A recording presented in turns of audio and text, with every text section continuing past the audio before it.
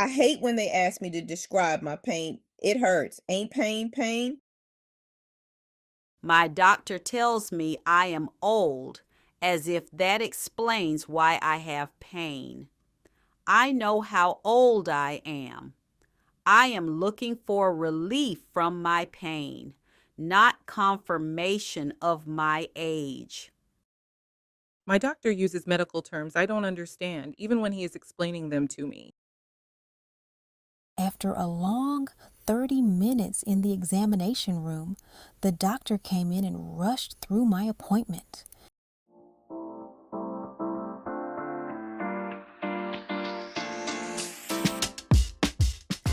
Good morning, Emmanuel family. I'm Dr. Alicia Daisley. I'm an internal medicine hospitalist with the County of Santa Clara and I'm a proud member of Emmanuel Baptist Church. Now look, I love seeing you all, but as a hospitalist, if you come to see me at work, it means you've been admitted to the hospital. And while our hospitality on the wards is great, my ultimate goal is to keep you out of the hospital and thriving right here in the community. Today, we're going to talk about how to become your own best advocate when you visit the doctor. Now, let's be real for a minute. Let's talk about the elephant in the waiting room.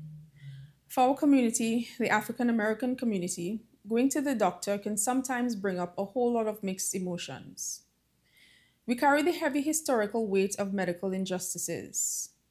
We remember the Tuskegee study. We also know the story of Henrietta Lacks, whose cells were taken without her knowledge or consent, changing medicine forever. In 1932, the Tuskegee experiment was established. The program deceptively enrolled 600 black men into a syphilis study under the pretenses of free health care by the Public Health Service. Even after penicillin became available in 1947, it was withheld using placebos instead. This led to numerous deaths, and the experiment ran until 1972, profoundly damaging the trust of the black community towards doctors, health services, and vaccines. The aftermath led to congressional hearings and a $10 million settlement. October 4th, 1951, a 31-year-old black woman named Henrietta Lacks died in pain at Johns Hopkins Hospital in Baltimore. She was buried without fanfare, but her cells taken without her knowledge would live forever. Months earlier, Henrietta had gone to Hopkins after giving birth to her fifth child. She felt a strange lump inside her. The doctors examined her, took samples from her cervix, and diagnosed stage 1 cervical cancer. But without her consent, they sent part of her tumor to a researcher named Dr. George Otto Guy. What he discovered would transform modern medicine. Henrietta's cells didn't die, they multiplied infinitely. These HeLa cells, named after her initials, became the first immortal human cell line in history. They were used to create the polio vaccine, to study cancer, cloning, gene mapping, even in vitro fertilization. Today, billions of her cells exist in laboratories across the world, yet for decades, her own family never received recognition or compensation. Henrietta Lacks never gave permission, but her body gave science one of its greatest breakthroughs. She turned pain into progress, and though her life was stolen, her legacy became immortal. Many of us have experienced situations where our concerns weren't fully heard, our symptoms were brushed aside, or our pain wasn't taken seriously. That skepticism is not paranoia. It's a completely rational response to history. But hear me clearly. We cannot allow this trust to lock us out of our own healing.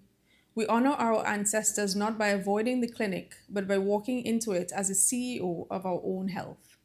When you go to see your primary care provider or specialist, the system puts a clock on your healthcare. If you look at the national averages, a new patient visit may last 30 to 45 minutes. A follow-up visit may only last 15 to 20 minutes. Think about that. Because the time is short, you cannot afford to walk in and simply wing it. You need a plan. Today, I'm going to give you a simple 3-step game plan. Now, step 1, write it down. Never try to memorize your medical history. The moment your doctor walks into the room, your mind may go completely blank. You'll forget that your knee has been popping since Easter, and you'll only remember when you're driving back home. Before you leave home, write down your top 3 goals for this visit and be specific. Don't just say, I don't feel good.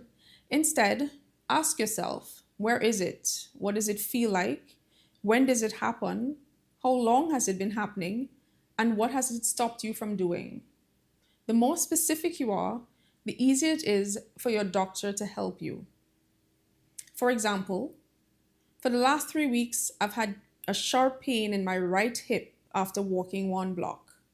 Now, that's information your doctor can work with.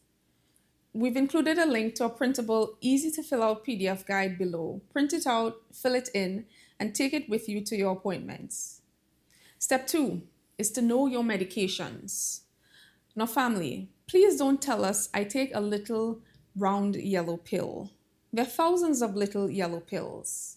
And let me share a little doctor's secret. I have absolutely no idea what your pills look like. We're doctors, not pharmacists. And even if we did know, there are thousands of many pills that look alike.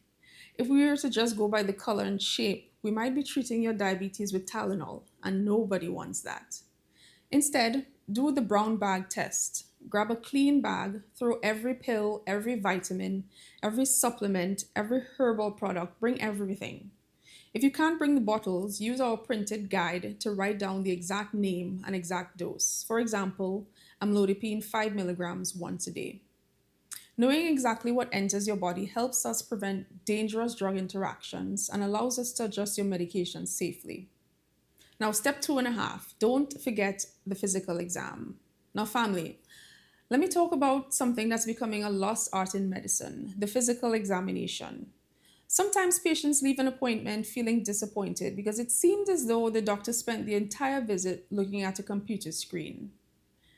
But one of the most powerful tools in medicine is still a careful history and thorough physical examination. A good examination can uncover important clues. Sometimes the body tells us a story before the lab work does. If you're being seen for knee pain, it's perfectly reasonable to ask, "Can we examine my knee today?" If you're having abdominal pain, your abdomen should usually be part of the evaluation. If you're short of breath, your heart and lungs should often be examined. Now, every visit does not require a head-to-toe examination. If you're simply reviewing blood pressure medications, discussing lab results, a focused visit may be completely appropriate. But if you're bringing a new concern, a physical examination frequently provides valuable information that helps guide diagnosis and treatment.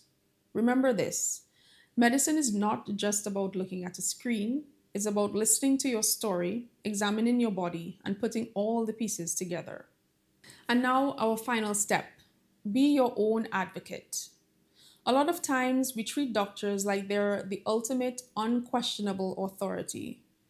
We just say yes, sir, or yes, ma'am, and nod along even when we're confused. Doctors know medicine, but you know your body.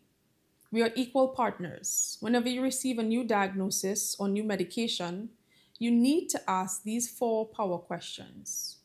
Question 1, what exactly is this medication or test for, and what are the alternatives?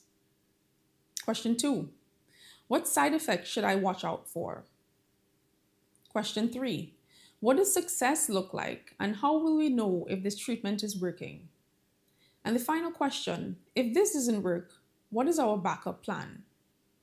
And if your doctor starts speaking fluent medical jargon, stop them and say, "Doctor, can you give me the plain English version?" If they seem rushed, stand your ground. You have a right to understand your care. And don't be afraid to bring a wingman. Bring your spouse, your adult child, or even a trusted church friend. You need someone who can take notes, ask questions, and help remember the plan. Emmanuel family, 3 John chapter 1 verse 2 tells us, "Beloved, I pray that you may prosper in all things and be in health, just as your soul prospers." God desires wholeness from us, mind, body, and spirit. Taking control of your doctor's appointment is not being difficult. It's an act of stewardship, a way of honoring the body God has entrusted to your care. So download the appointment prep guide, fill it out before your next visit. Stay proactive, ask questions, advocate for yourself, and let's continue walking together in health, strength, and victory. God bless you. Take action now. Today's the best start. Listen to your body, listen to your heart. Oh, yeah, yeah. Shift your mind, body, and soul together for the edge.